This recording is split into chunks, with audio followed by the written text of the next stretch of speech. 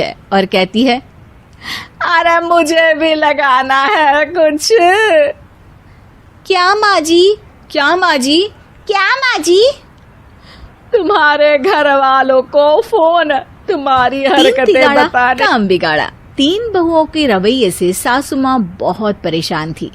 दरअसल बात ये थी कि तीनों बहुओं में किसी बात को लेकर अनबन हो गई थी। तब से ही तीनों एक दूसरे से मुंह फुलाए रहती थी। ना कोई सीधे मुंह किसी से बात करती, ना किसी का कहना मानती। पड़ोसी भी इस बात को जानते थे और जाने कैसे कैसे बातें भी करते। इसीलिए सासू माँ ने तीनों बहुओं को तुरंत अपने कमरे में बुलाया।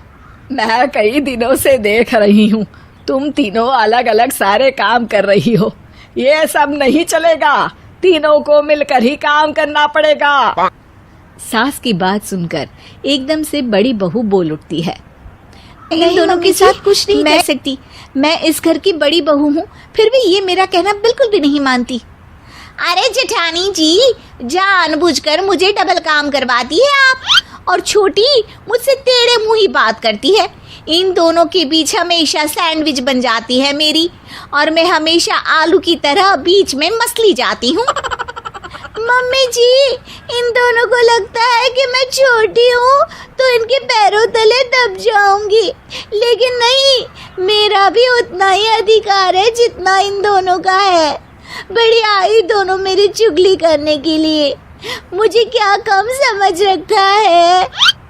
तीनों बहू एक दूसरे से बहस करने लगती है और सास दोबारा ये देखकर टेंशन में आ जाती है और सबसे कहती है, अब से तुम तीनों सारे काम एक साथ करोगी, आंख बंद करके एक दूसरे की बात सुनोगी।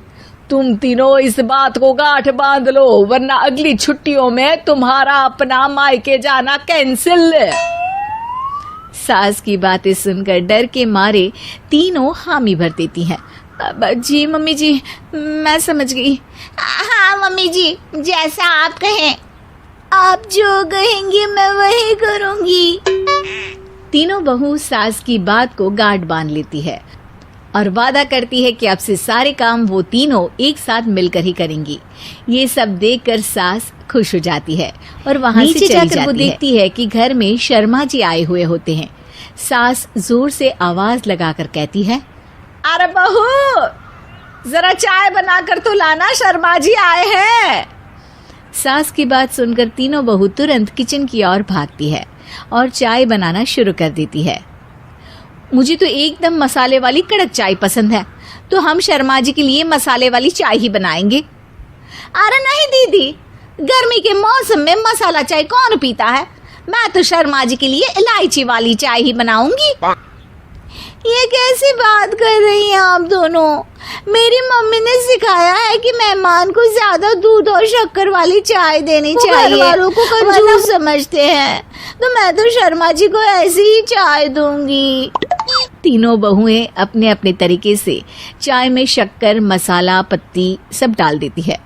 उबलने के बाद तीनों मिलकर चाय बाहर लेकर जाती है और शर्मा जी और सासू माँ को देती हैं।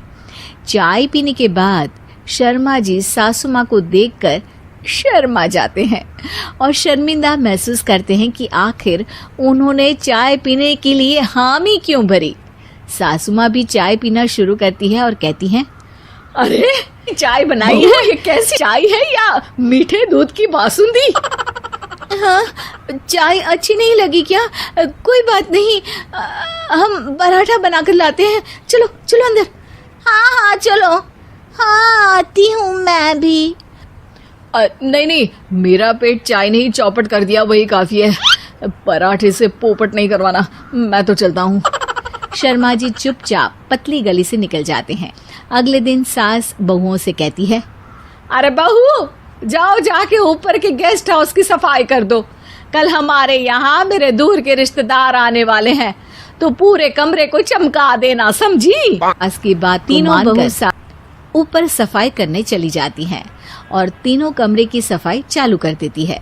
बड़ी बहू मकड़ी के जाले साफ करती है, तो बीच वाली झाड़ू लगाना और छोटी वाली सर्फ डालकर जमीन धोना शुरू कर देती है।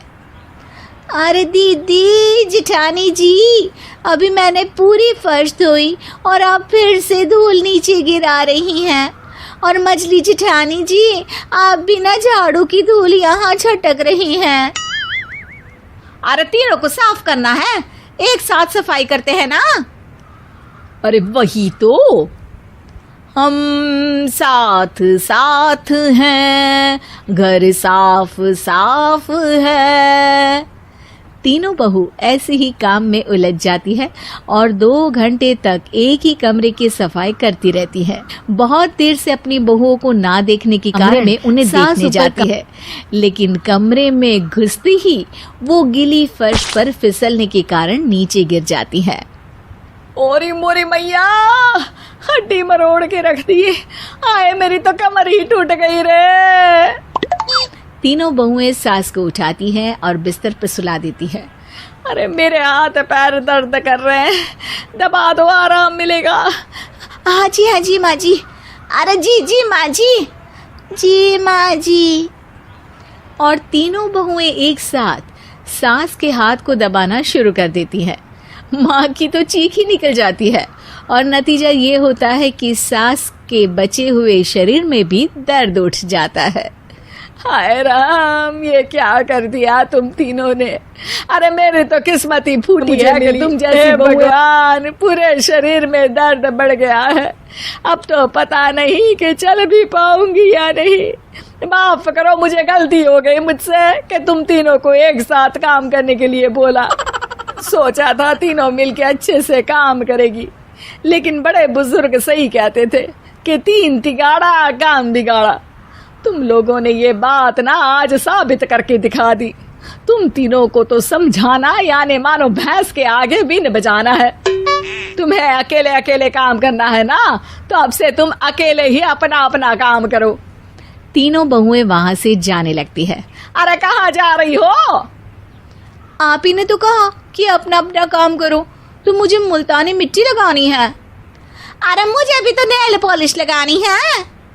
मुझे ना मेहंदी लगानी है। सास अपना सर पीट लेती है।